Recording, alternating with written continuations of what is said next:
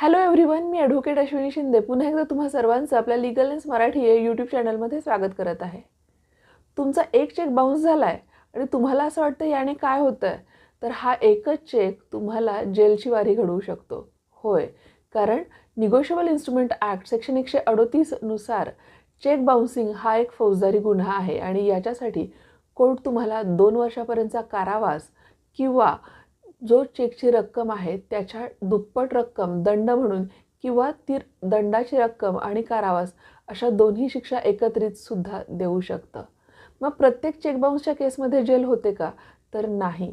काही केसेसमध्ये जर तुम्ही सेटलमेंट करत असाल, फिर्यादीचे पैसे फिर्यादीला परत देत असाल, तर अशा वेळेस तुम्हाला जेल होत नाही. परंतु तुम्ही कोर्टात जाण्यास वारंवार टाळाटाळ करत असाल, पैसे देण्यास टाळाटाळ करत असाल, तर निश्चितच तुम्हाला त्यासाठी जेल होऊ शकते. त्यामुळे चेक बाउन्सिंगच्या केसेसला हलक्यात घेऊ नका. योग्य वेळी योग्य सल्ला घ्या आणि सतर्क राहा. अशाच नवनवीन माहितीसाठी लीगल लेन्स मराठीला सबस्क्राईब करा. थँक्यू.